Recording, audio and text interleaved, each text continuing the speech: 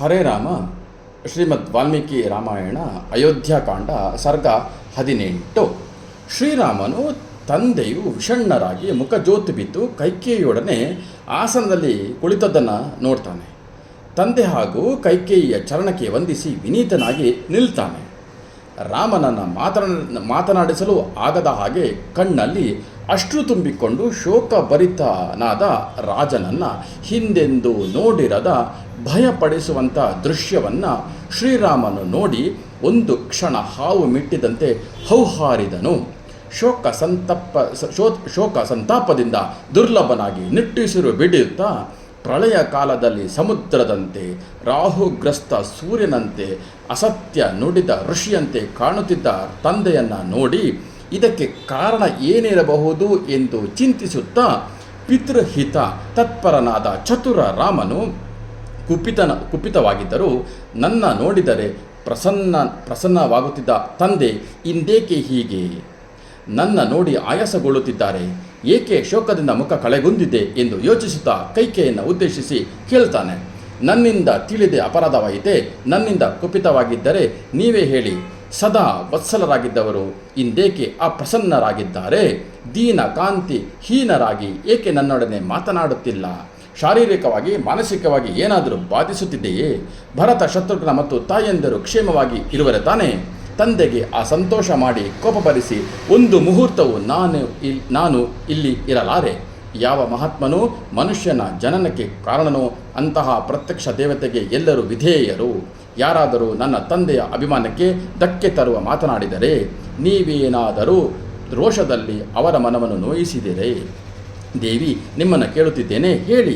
ಹಿಂದೆ ಎಂದು ನನ್ನ ತಂದೆಯ ಈ ರೂಪವನ್ನು ನೋಡಿರಲಿಲ್ಲ ಅಂತ ಹೇಳ್ತಾನೆ. ಮಹಾತ್ಮ ರಾಘವನು ಹೀಗೆ ಹೇಳಿದಾಗ ಕೈಕೇಯಿಯು ನಿರ್ಲಜ್ಜೆಯಾಗಿ ಸ್ವಹಿತವಾದ ಈ ಮಾತನ್ನು ಹೇಳ್ತಾಳೆ. ರಾಜನು ಕೋಪಿತವಾಗಿಲ್ಲ, ಯಾವ ಶೋಕವೂ ಇಲ್ಲ. ಅವರ ಮನಸ್ಸಿನಲ್ಲಿ ಇರುವುದನ್ನು ಹೇಳಲು ಆಗಲಾರದೆ ಪ್ರಿಯವಾದ ನಿನ್ನಲ್ಲಿ ಅಪ್ರಿಯವಾದನ ಹೇಳಲು ಅವರಿಗೆ ಮಾತು ಬರುತ್ತಿಲ್ಲ. ಅಂತಹ ಅವಶ್ಯವಾದ ನಿನ್ನ ಕೆಲಸವನ್ನು ನನ್ನಿಂದ ಕೇಳು. ಹಿಂದೆ ನನಗೆ ಇವರು 2 ವರಗಳನ್ನು ಕೊಟ್ಟಿದ್ದರು. ಈಗ ಈಡೇರಿಸಲು ಸಾಮಾನ್ಯರಂತೆ ಬೇರೆ ಯೋಚಿಸುತ್ತಿದ್ದಾರೆ. ಮೊದಲು ವರವನ್ನು ಕೊಡುವನೆಂದು ಹೇಳಿ ಈಗ ಹೊಳೆ ಬರಿದಾದ ಮೇಲೆ ಸೇತುವೆ ಕಟ್ಟುವ ನಿರರ್ಥಕ ಕೆಲಸವನ್ನು ಮಾಡುತ್ತಿದ್ದಾರೆ. ಸತ್ಪುರುಷರು ಧರ್ಮವೇ ಮೂಲವೆಂದಿದ್ದಾರೆ. ಆದ್ದರಿಂದ ರಾಜನು ಕೋಪದಿಂದ ಸ್ವಕಾರ್ಯಕ್ಕೆ ಸತ್ಯವನ್ನು ಬಿಡಬಾರದು.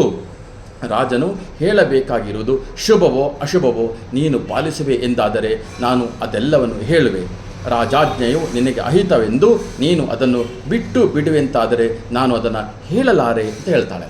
ಕೈಕೇಯಿಯ ವಚನದಿಂದ ದುಃಖಿತನಾದ ರಾಮನು ರಾಜನ ಸಮಕ್ಷಮದಲ್ಲಿ ಈ ಮಾತನ್ನು ಹೇಳ್ತಾನೆ. ದೇವಿ, ನೀವು ನನ್ನ ಬಗ್ಗೆ ಇಂತಹ ಮಾತನ್ನು ಹೇಳಬಾರದು.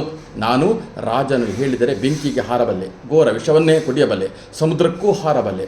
ಗುರುವಾದ ಪಿತನಾದ ರಾಜನಾದ ಇವರ ಹಿತಕ್ಕೆ ನಿಶ್ಚಯಿತನಾದ ನಾನು ದೇವಿ ನಿನಗೆ ವಚನವನ್ನು ನೀಡುತ್ತಿದ್ದೇನೆ. ರಾಜನು ಏನನ್ನು ಆಕಾಂಕ್ಷಿಸುತ್ತಿದ್ದಾರೋ ಅದನ್ನು ಪ್ರತಿಜ್ಞಾಪೂರ್ವಕವಾಗಿ ನಾನು ಮಾಡುವೆ. ರಾಮನು ಎಂದು 2 ಮಾತನಾಡುವುದಿಲ್ಲ ಅಂತ ಹೇಳ್ತಾನೆ. ಸತ್ಯವಾದಿ ರಾಮನಿಗೆ ತಮೋಗುಣದಿಂದ ಕೂಡಿದ ನೀಚೆ ಕೈಕೇಯಿಯು ಅತ್ಯಂತ ದಾರುಣವಾದ ಮಾತನ್ನು ಹೇಳ್ತಾಳೆ. ಹಿಂದೆ ದೇವಾಸುರರ ಯುದ್ಧದಲ್ಲಿ ಗಾಯಗೊಂಡು ನನ್ನಿಂದ ರಕ್ಷಿಸಲ್ಪಟ್ಟ ರಾಜರು ನನಗೆ 2 ವರಗಳನ್ನು ಕೊಟ್ಟಿದ್ದರು. ಅದರಲ್ಲಿ ನಾನು ಭರತನಿಗೆ ಅಭಿಷೇಕ ಮತ್ತು ನೀನು ದಂಡಕಾರಣ್ಯಕ್ಕೆ ಕಳಿಸಬೇಕೆಂದು ಕೇಳಿದೆ.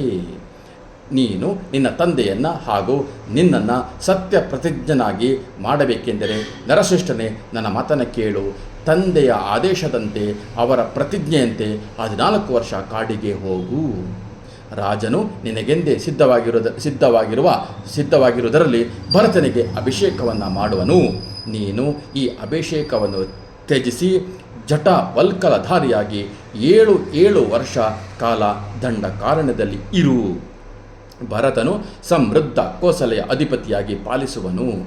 ಇದನ್ನು ನಿನ್ನ ಮೇಲಿನ ಕಾರುಣ್ಯದಿಂದ ರಾಜನು ಹೇಳಲಾಗುತ್ತಿಲ್ಲ.